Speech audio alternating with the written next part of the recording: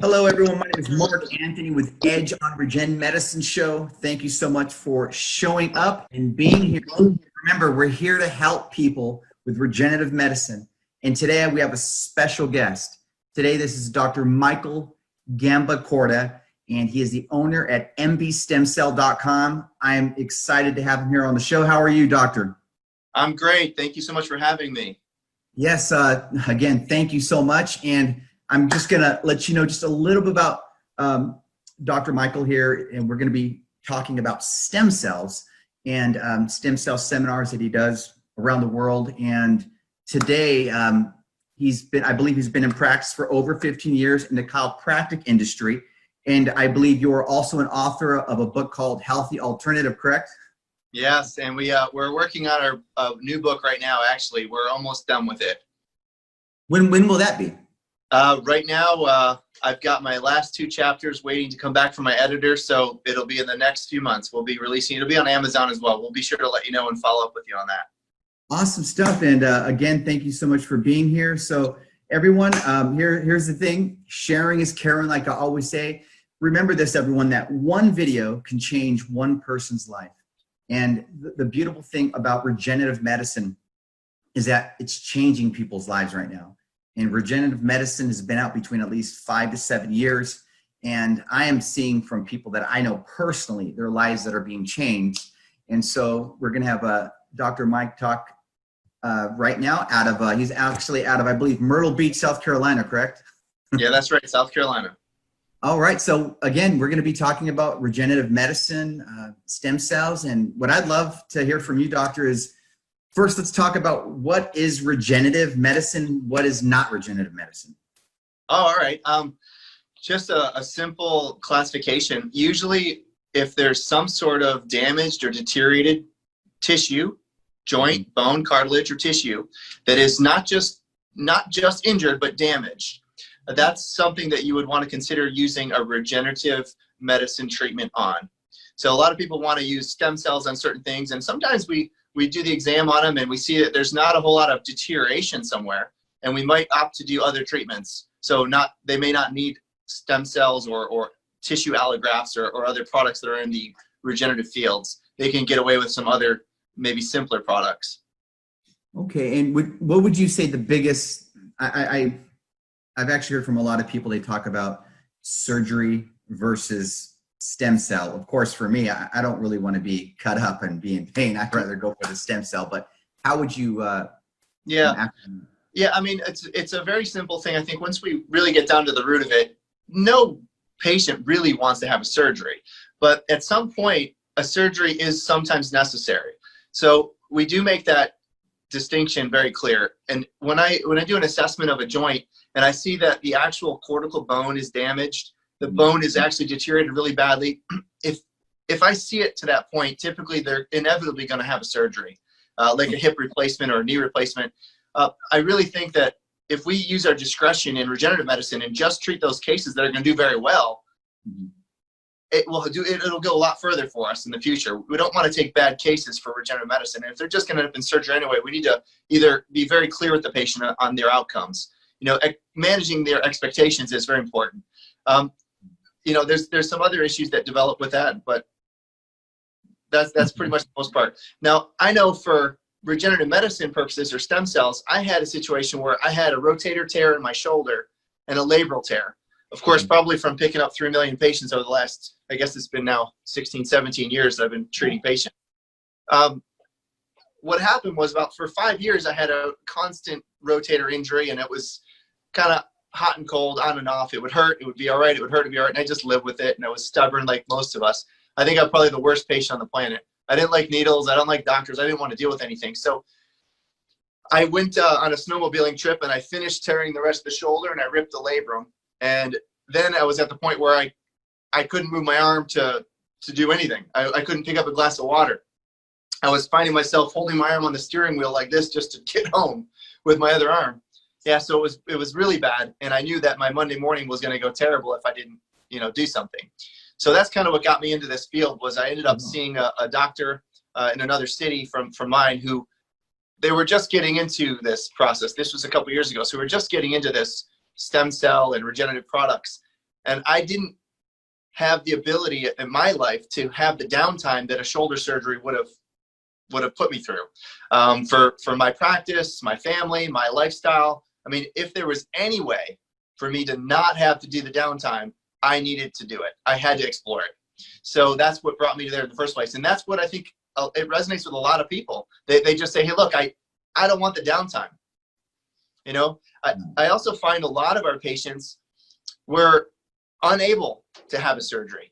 I mean, there are massive categories of patients that exist that are non-surgical. They're not surgical candidates. Either they're obese, they're too heavy, they have diabetes to the point where if potentially they had a surgery, they may not heal right.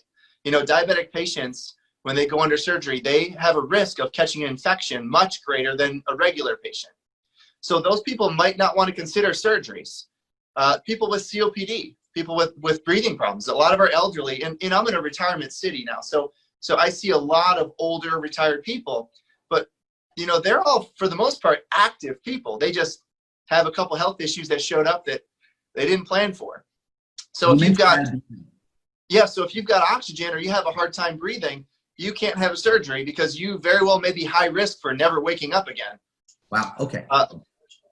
Yeah. So there's this big conversation about surgery, but trying to avoid surgery isn't necessarily the big process. There are so many cases. The elderly are super seniors. They just do not want to put up with the 2 years of rehab after a knee surgery, or they don't feel they're strong enough to handle the procedure. If you're not a good candidate for surgery, this is a fantastic option for you to consider. And there's a lot of people out there that are just not a good candidate. What would you say to someone that is on the fence with stem cells because they're hearing a lot of fake news on the internet? As you and I know, Google's a beautiful thing. We find things, but at the same time, we can find a lot of wrong information. People hearing information about stem cells being umbilical cords or stuff like that, or how would you? Well, I'll tell you this. I did consults all day, and today I just finished one before you and I got on, and I had this particular couple in here. They were talking with me, and they said, they're either think they've done their research. Now, let me tell you, consumers are very highly educated, and they are very informed. So like you said, whether it was the internet or they've attended 10 lectures across 3 states, like this couple, and they're just not sure who they're gonna treat with. They went to the autologous guys who do the bone marrow. They do the Wharton's jelly guys. They've been to all of these places, and they want to decide. So some people are on the fence of which provider they want to pick, and some people are on the fence of whether or not stem cells are going to be working for them. So when you say on the fence, there's a couple places that we have to meet them at. If they're on the fence of whether or not this works, it's a no questions asked answer. Very simple. As you know, I have hundreds of testimonials of patients who will tell you that it works. I personally will firsthand tell you that we know it works. And what I love to tell my patients is that some of these products, the ones in particular, the protocols we follow and use, they always work. It works 100% of the time. For some people, it works phenomenally. Some people, it works a little bit.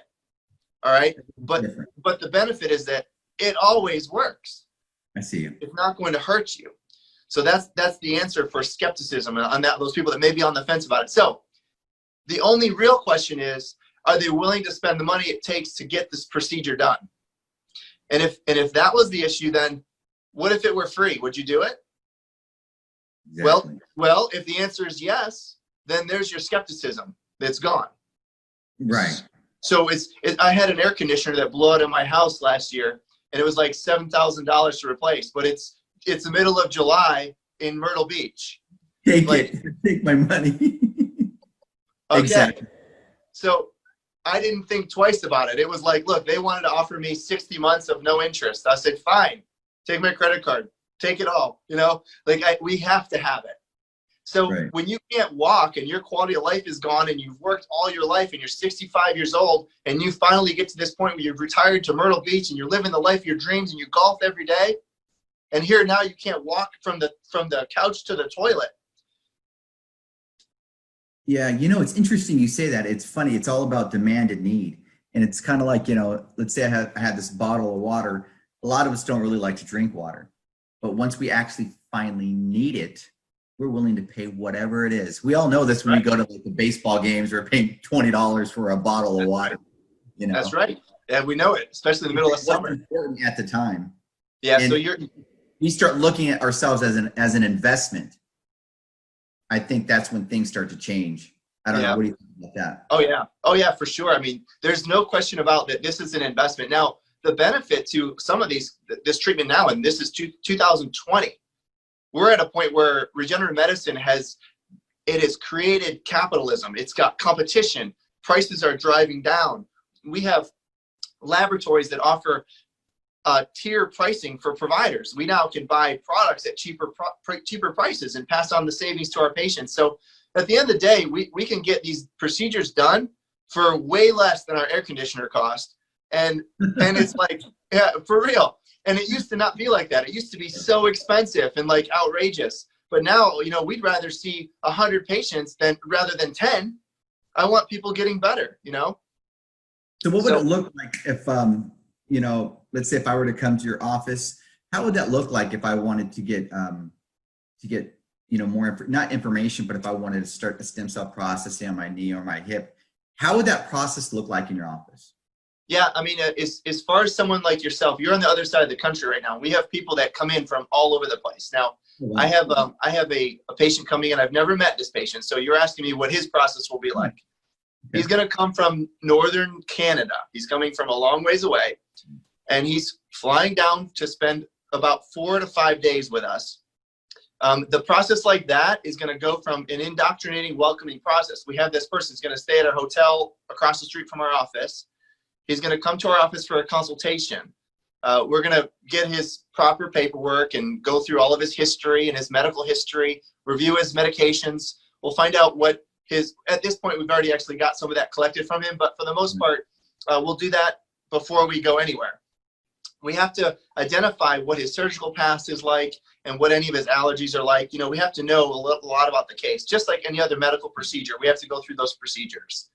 On the very first day, we'll get a vital sign collection baseline on him, which is all of his medical collection vitals, which would be some of the pulse ox, his breathing, respiration, his heart rate, his blood pressure, of course. We're going to watch that process very carefully.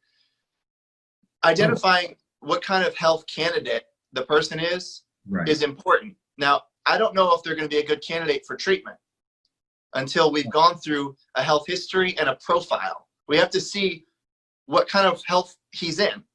Someone that might have diabetes, but their A1C is like 3. That means it's not terrible. It's fairly controlled. Someone might have an A1C that's like 9, and we may have to put them on a wait list and say, when you get that under control, we'll then consider this procedure. We don't want a really poor outcome on anybody. So we want to make sure that their health overall is good. Okay. In fact, we love to guarantee our patients at least a 50% improvement in their condition, or we won't do it. Oh, wow. Yeah, so that means 50% on the pain scale, and then also 50% improvements in ranges of motion as well when we measure those as we progress through care. So if someone's at 8 out of 10 in their knee, if they're not a 3 by the time we're done with them, we are not going to recommend you do it. Wow. So basically, what I'm hearing you say is you just don't accept anybody. You have to Zero, see if you're even a candidate. Yeah, this is not the time in this medical profession to take everybody. That's why there's a lot of internet skepticism or maybe talk. I don't think people have that type of discretion, and that makes it very hard to get past some of those places. So I just tell my patients, you know, not all doctors are the same, not all products are the same, and not all laboratories are the same. Just like any other restaurant or plumber or accountant or lawyer, Exactly. not everyone has the same level of discretion. Wow. And that's very, very important for us, because I love, and you had asked me earlier, you said, how did I have hundreds of people on video raving about their results? I said, well, you know, it's because I cheat. I don't take bad candidates. Okay, I love it. So I have to pause you there. Everyone, I just want to share this with you. When I was looking at Dr. Michael's videos, I was amazed because I've interviewed many doctors and have met many doctors, and we do a lot of marketing for doctors, and we also just we buy the products because we know these products work. But what was interesting was he's the only doctor that I've ever seen that, from what I've only seen, I counted 165 testimonials, but he has a lot more. So I always tell doctors, make sure testimonials, everyone. But let me tell you something. When you have a doctor like this, it's a very rare, because these testimonials are not always easy to get. So check out his testimonials. And at the end of this video, you're going to also see live testimonials of people that he's helped change their lives. Go for it. I get excited about the testimonial. Yeah, I appreciate the plug. We do have a lot of fun with it. And actually, you know, we have some cases where we have a testimonial of them when they're coming to a lecture or come for a consult, and they say things like, I'm so miserable, I'll never make a video. I've seen all your videos, or I've seen this, and they go, I don't want to do it. But sure enough, they're the ones that are volunteering. They're like, listen. And then I have some guys that say, if this works for me, I'll be your poster child. You know, they give me that story. And I said, well, I will gladly have you be my poster child, and I will take you up on that. As soon as you're feeling better, I want to sit you down, and we're going to talk about how your results are going. And they'll tell us. And you know what? I keep all of them. I don't have just the best ones. I love the authenticity of it. I love having people just share their experience, not just how awesome they feel, but just their experience in general. You know, their energy's changed. You can see from the beginning to the end. When you see some of these pre and post ones, they're really funny. You know. Yeah, no, it's interesting because it makes me. I'm kind of like that. Matter of fact, I went to a concert. I saw this artist named Toby Mac up in Portland, and a few days ago, and I went to go see him, and then right before, you know, he shows up, they have this guy come out there, and of course, selling something. I knew it was right away. And the guy's talking about doing $1 a day for a child, and automatically in my head, I'm like, whatever. It's probably some scam, and we don't even know where the money's going. Yeah, we all of course. Yeah. And here's the funny part. At the end of that guy talking, I'm over here, got my credit card out. And then I told my wife when I got home, I go, I want to get a hold of that program that we're helping out with, and I want to be promoting it on the show because I want to help out more kids. So now I'm just saying, it's kind of like that. It's contagious, yeah. And if it works, and you want to share it with someone, you know, like my story. When I did this, I was at the point where if this worked as good as it did, I have to do it. I'm obligated to do it. I mean, you don't understand it. If I couldn't move my shoulder, I had to have a shoulder surgery. I'm 42 years old. I have a career ahead of me. I wanted to see patients, man. I don't want to be lame or not be able to lift people up that can't move. But I've been helping people for decades. I want to continue. And that's the point. You know, I didn't go to school because they thought it was going to be fun. I went to school because it's a great career, you know? So how long ago did you have this done on your shoulder? About a year and a half, almost 2 years, nearly there. Yeah. How long did it take for the healing process, or did you notice? Oh man, like this is a firsthand story. Now I'll tell you, a lot of patients have different experiences, but mine was like, all right, I'll share it with you. This is how it went. I don't like to treat anything. So I'm remind you, I'm like a big baby with this. So okay. Dr. Furman works with me. He's our anesthesiologist. And my wife told me that she's done listening to me whine. She's sick of watching me go to bed with ice packs and lay in a certain way and being a big baby. She said she made an appointment with Dr. Matt like the next day. It was like the next morning. I was like, all right, fine, I'm doing it. So she gets me in the room. I take my shirt off. I'm sitting there. And Matt says to me, he goes, yeah, listen, it's not going to bother me at all. I'm on the dull side of the needle. Like he's got all the corny medical jokes. Oh, yeah. So It's making it worse for me because now I'm getting anxiety. I'm like, oh my gosh, I'm not liking this. So he was going to inject the shoulder here like they typically would want to get inside the joint. I said, I can't have you do it here. I don't want to see it. so he had to go behind me, and I had to look away, and he did the back. So he injects here, and then inside the labrum, he went through the side of the shoulder as well. And that afternoon, I got to say, like 3 or 4 hours later, I kept doing this with my arm because I wasn't getting the jabbing pain. Like right away, I felt the filling pressure. I felt pressure, but I didn't have that sharp jabbing pain. And it was like immediately reduced. And it was odd. Now I still had achiness and like a horrible neck pain and shoulder. It was awful. It was just getting really bad. So that night I went to bed and I was thinking, all right, maybe this is better. I don't know. Maybe it's my head. Maybe I'm just, I don't know. The next day I woke up, I was in agony. I had like this throbbing, like something came alive in my shoulder. It felt like a pulse. Yeah. And I'm thinking, what did I do to myself? Why did I do this? I should have told him just to go to the front. Listen, man. I shouldn't have been so hard on him. Like I should, yeah. So I'm thinking, oh my God, for the whole day, it was like ramping up pain and then settling off and ramping up and down. It was a good 24 hours of that.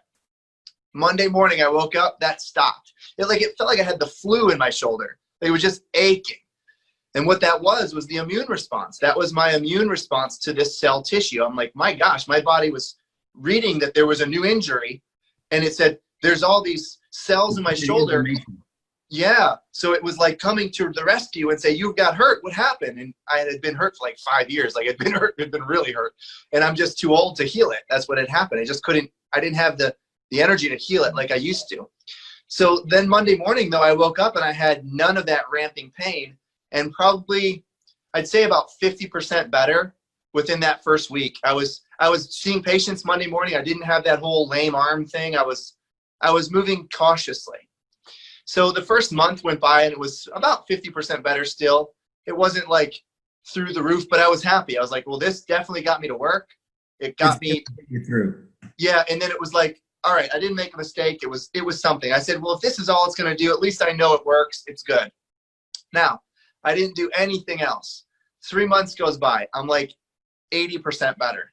Whoa. A whole year goes by. I'm like 100% better. Now, this is how much better it got. I'm like in Myrtle Beach, we had hurricanes last fall. It was like this hurricane season. That was about a year after I did the procedure. Now, I tell the story because it was remarkable for me. I mean, I couldn't take my elbow and throw it like a football or a baseball. That was probably a no-go for a long time. I was never going to do that. I had 2 young boys and I wanted, I play ball with them or horse around. And so I thought my shoulder was done.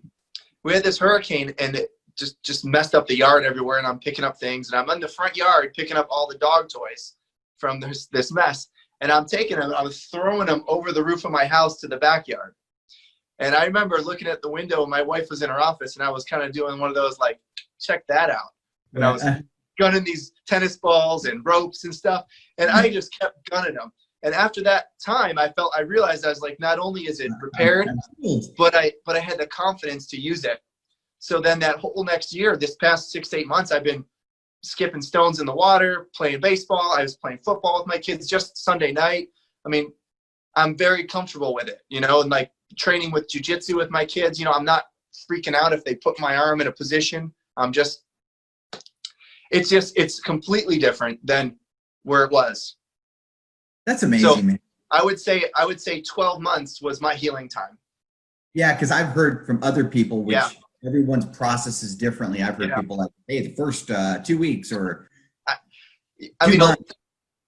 A lot of our patients say the same report. They say within the first week they're walking with no pain, but over the next few months it really becomes.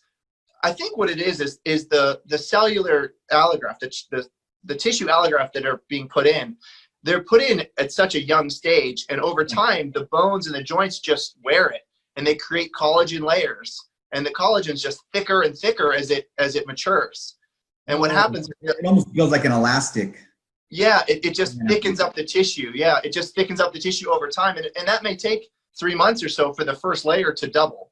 For it to actually last. Like, I mean, I'm just thinking in my head, like, how long does that stem cell actually last? Yeah, see, the funny part about that question, that's kind of a weird question because you're referring to it as if it were a drug. There we go. See? Yeah, it's really not a drug. It doesn't get metabolized. It doesn't wear out. I mean, I will have to hurt this again for it to fail. I'll have to and I'll test it. I'm gonna be on snowmobiles again, which I think I did. That's when I tore up my labrum the real bad time. I'm gonna test it.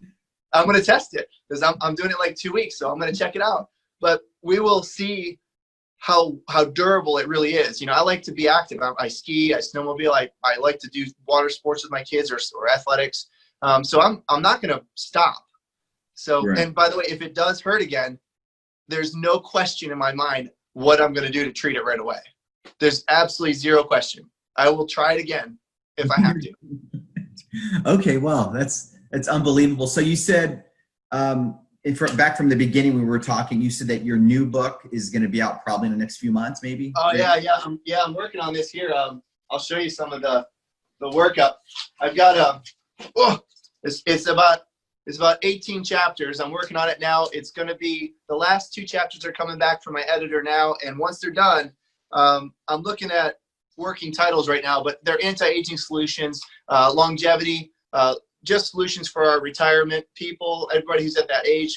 We've got chapters about all the good questions we get from people regarding how to live healthier, not just stem cells. Stem cells is about 2 chapters in there, but from cosmetics and aesthetics, weight management, hormone balancing. Let's see, we've got brain health, gut health, all these nice life hacks that we need to get out. And all of the information in there is backed by my medical research team. They put together a lot of research for me that is backing up all of our information, including supplements and nutraceuticals, even marijuana chapters in here. I've got CBD and cannabis chapters that are everything.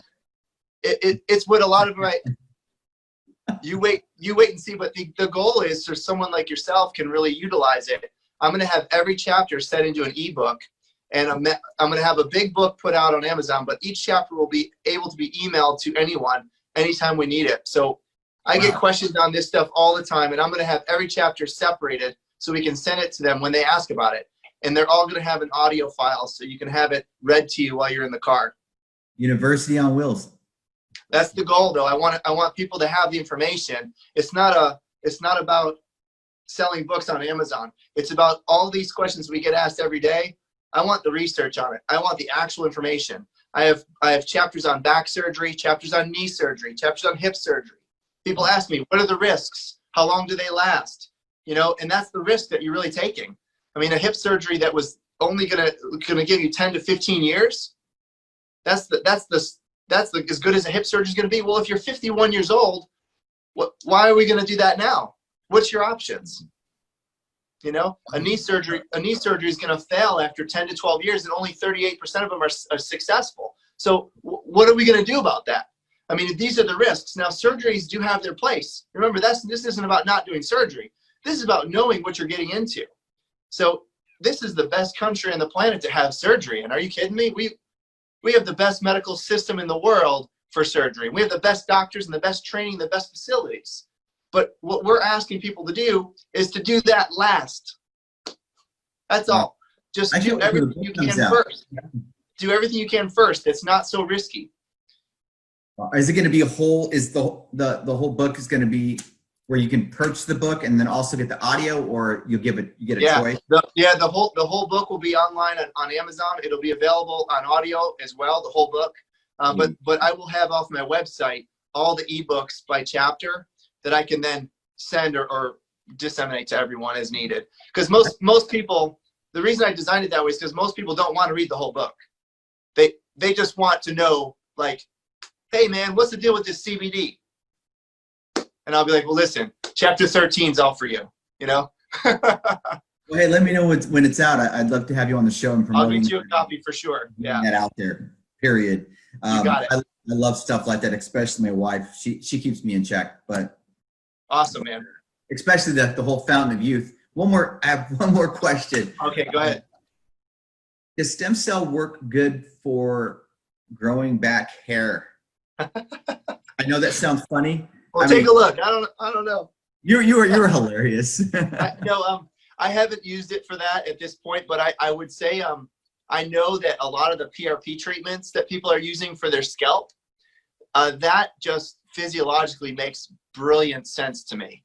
PRP is just really rich blood, very high quality concentrated blood. And when you do these small injections in the follicles, a lot of the times the follicles are just getting a lack of energy, a lack of rejuvenation, and that blood seems to do that. So people that do PRP in their scalp, they tend to find less follicle die off. That's what they're seeing on that. So that's part of the cosmetics chapter that you can look into. PRP is pretty exciting. Yeah.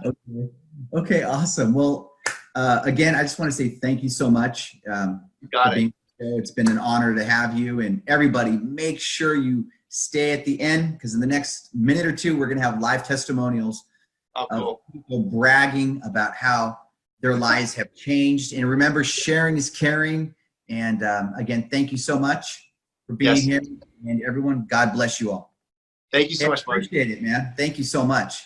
Thomas Bast. I live in North Myrtle Beach. I've been there for 5 years, originally from Virginia. I worked for the railroad for 39 years, and when I retired 5 years ago, I moved to North Myrtle Beach.